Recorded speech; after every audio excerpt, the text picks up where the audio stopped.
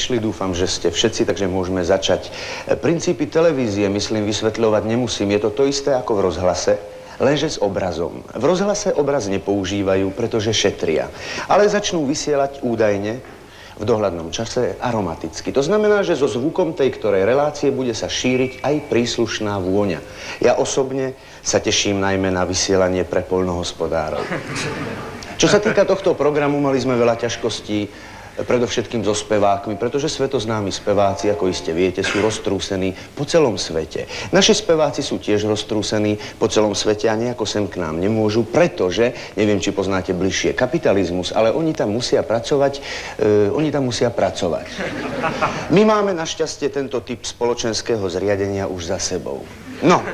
Ale poďme k nášmu programu. Myslím si, že na začiatku by bolo dobré, keby som vymenoval niekoľko hviezd speváckeho neba. No, predovšetkým Tom Jones. Veľmi známy a populárny spevák.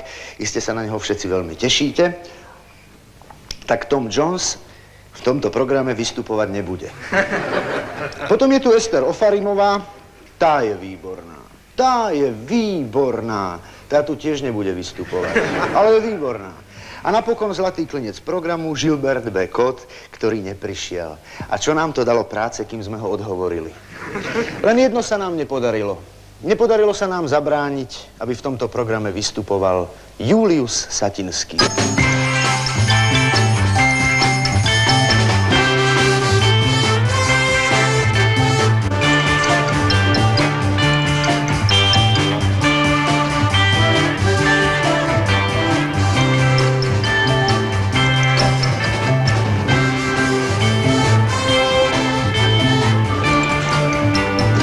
Dobrý večer.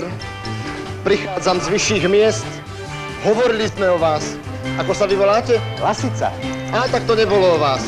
Ale v každom prípade si dávajte pozor na papulu. Ináč vám gratulujem. Podarila sa vám nie maličkosť. Angažovať mňa do televízneho programu, to sa nepodarilo doteraz ešte nikomu na svete.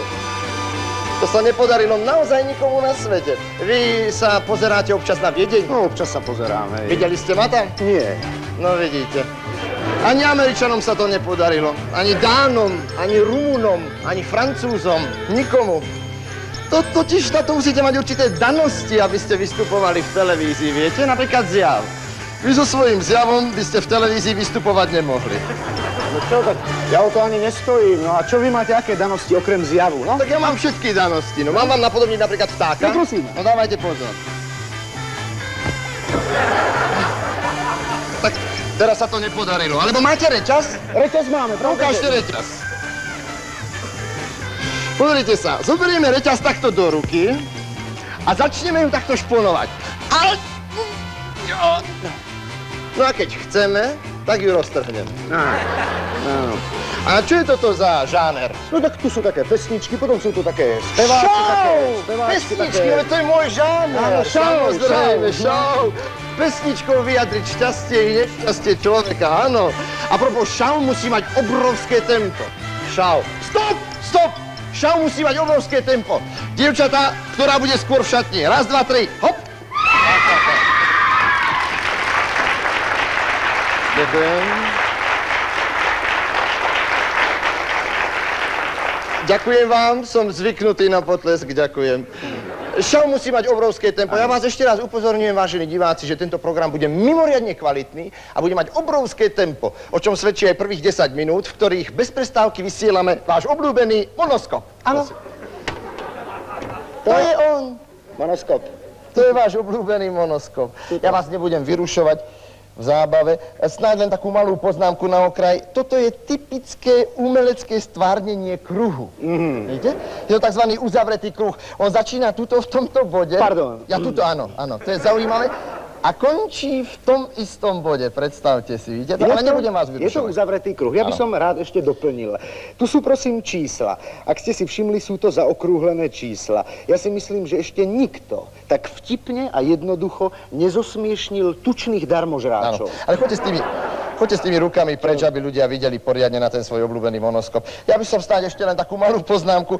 Rovnobežky. Toto sú rovnobežky, ktoré sa stretávajú v nekonečne. Nekonečno je smerom nahor. Tak jedno nekonečno je aj smerom nadol, ale to je také malé, že je zanedbateľné. No choďte preč tými rukami, dobre. Tu otravujete, tak ja by som ešte upozornil na jednu vec. Prosím vás, keby ste si všimli tieto čiaročky, tieto zvislé čiaročky, to sú prosím symboly dejinných zvratov. Tuto je taký zvrat, že by ste... Dajte pokoj s tými rukami, tak nechajte tých divákov, nech sa na to pozrú, pokojne. Tak, ešte snáď nakoniec, skoro by som bol zabudol, monoskop má 4 okraje. Horný, dolný a 2 bočné. A čo je zaujímavé, monoskop za okrajmi už nepokračuje. Všimnite si, vidíte? Tuto, áno, tu. Tak, predstavte si. Toto je monoskop. Áno. A čo máte teraz? No čo máme teraz? No tak teraz by mala nasledovať pesnička. Pesnička, no samozrejme, spievam veľmi rád. Áno. Džada, džada, dzeb, dzeb, dzeb, dzeb, dzeb. Áno. Ja myslím, že by sme to mali zveriť niekomu inému. Nebolo by najlepšie, keby sme si hneď na začiatku vystrelili najlepšie číslo.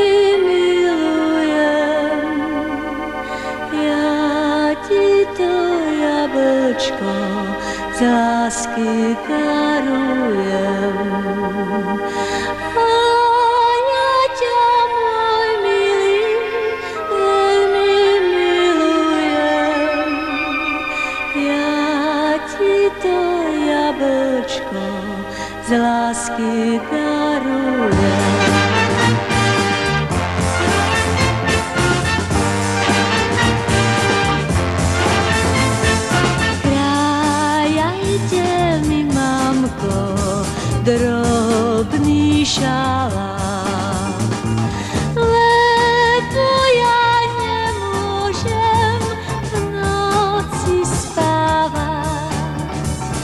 Len malú chvíľočku na svítaní, keď milý zanechá milovanie.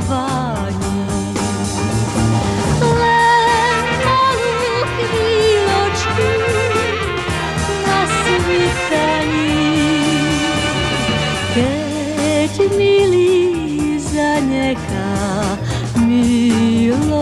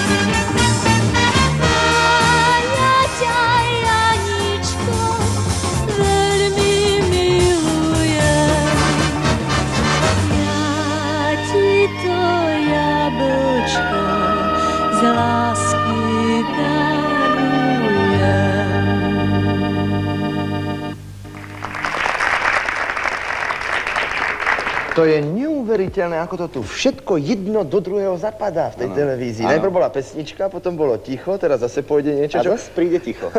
A počúvajte, to máte celé pripravené, čo? No nie, no Nevyprávajte, to musí byť celé dopredu pripravené, tuto obecenstvo ste si museli pozvať, dlášku kúpiť a stôl, to všetko ste museli Ale to tu kúpiť, bolo ne? všetko, dláška tu bola, obecenstvo tu ležalo, všetko tu bolo.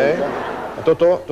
To tiež tu bolo, hej? tu, áno, Ja aj som si toto, myslel, hej. že to ste si doniesli z domu. Ale prosím vás, my doma pijeme len tak z dlane. Aha. No ale počúvajte, tak medzi nami to všetko muselo stáť fúru peňazí. čo? Ale no tak fúru, no tak čo ja... No mne to môžete povedať, tak čo stojí asi celý takýto Tak ja to tu mám televízny zaznačené. program? No, tak moment, tak my sme kúpili, čo sme to kúpali všetko, no klinec sme kúpili jeden. Potom sme išli na obed. Čo aj s obecenstvom? No pravda všetci. Čo ste si dali? Chlieb. Aha. A čo k tomu? Len tak, chlieb. Aha, to je najlepšie, áno. A potom sme kúpili ešte pripínačik, potom sme kúpili leukoplast, no ja vám poviem, takýto program to pod stovku nejde. Ježiš Mária, pod stolku? Každý jeden A program? niektoré sú aj drahšie. Tak áno, ale to musia byť celovečerné, tie potom môžu ísť aj v kinách. Áno, ja som videl minulý jeden taký historický film, počkajte o tom plukovníkovi Kaderáb, nie Kaderábe, Svetopluk sa volal. To som nevidel. Svetopluk, on na tom devíne sedel a tak lámal. Ale to si mýlite s tým pánom, čo sa vyliečil v Piešťanoch. Ktorým? Veď som vám to vysvetľoval už asi 4 razy, ako ten pán, čo sa vyliečil v Piešťanoch, tak s tou barlou išiel na stanicu v Piešťanoch a postavil sa na ten podstavec tam, zlomil tú barlu a povedal: počujem.